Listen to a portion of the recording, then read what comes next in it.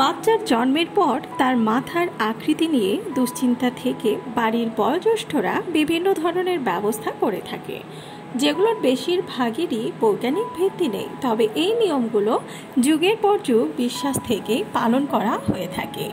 যুগ যুগ ধরে শস্যের বালিশে শোয়ানোর এক বিশেষ প্রচলন রয়েছে আমাদের দেশে।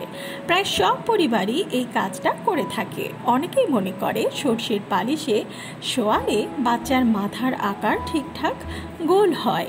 নতুন মাকেও তাই চাপ দেওয়া হয় বাচ্চাকে শস্যের বালিশে শোয়াতে। কিন্তু জানেন কি, এই ধারণা পুরোই ভ্রান্ত। আসলে শস্যের বালিশে শোয়ানোর সাথে শিশুর মাথার গঠনের কোনো সম্পর্ক নেই, কিংবা মাথার আকৃতি পরিবর্তন হওয়ার কোনো সম্ভাবনাও নেই। তবে শস্যের বালিশে শোয়ালে মাথায় তুলনামূলকভাবে কম চাপ পড়ে। বালিশের ভেতরে শস্যের বালিশ তুলনামূলকভাবে নিরাপদ।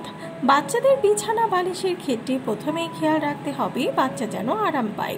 নবজাতকের ত্বক অতি সংবেদনশীল হওয়ায় সুতি কাপড়ের বিছানা বালিশ ব্যবহার করাই ভালো। তবে চিকিৎসকরা সাধারণত নবজাতক শিশুর জন্য বালিশ ব্যবহার করাকে খুব একটা উৎসাহিত করেন না, কারণ শিশুর জন্মের পর প্রথম মাসগুলোতে তার ঘাড় এবং মাথার সঠিক নিয়ন্ত্রণের অভাব থাকে। এই জন্য বাচ্চার নাক বা মুখ যদি বালিশ বা অন্য কোনো কিছুতে আবৃত হয়ে যায়, সেক্ষেত্রে সে তার মাথা সরিয়ে ফেলতে পারবে না। এতে শিশুদের দম বন্ধ হয়ে বরং বিপদ হতে পারে।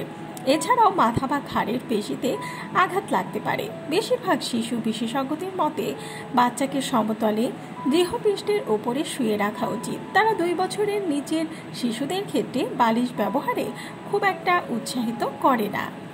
যেটা খেয়াল রাখতে হবে, নবজাতকের মাথার আকৃতির সাথে মাথার নিচের বালিশটি উপযুক্ত মাপের হওয়া উচিত। পুরনো নরম পাতলা সুতির কাপড় পেঁচিয়ে গোল করেও বালিশ হিসেবে ব্যবহার করা যেতে পারে। এতে করে শিশুর মাথা আকৃতি গোল থাকবে। আর বালিশের কভারও পাতলা সুতির কাপড়ের হলে ভালো। নবজাতক শিশুর জন্য সুগন্ধি বা পালকযুক্ত বালিশ ব্যবহার না করাই ভালো। এতে করে শিশুর অ্যালার্জির সমস্যা সহ শ্বাস প্রশ্বাসে সমস্যা হতে পারে। নবজাতক শিশু যদি কটে ঘুমায়, তাহলে এমন বালিশ হওয়া উচিত তা যেন কটে আঁটোসাঁটোভাবে এঁটে যায়। তাই আগে থেকে মাপ নিয়ে সেই ধরনের বালিশ বানিয়ে নিতে পারেন। ভিডিওটি ভালো লাগলে চ্যানেলটিকে সাবস্ক্রাইব করুন আর পাশে থাকা বেল আইকনে ক্লিক করে দিন। তাহলে পরবর্তী ভিডিও আপলোড করার সাথে সাথেই আপনার কাছে পৌঁছে যাবে।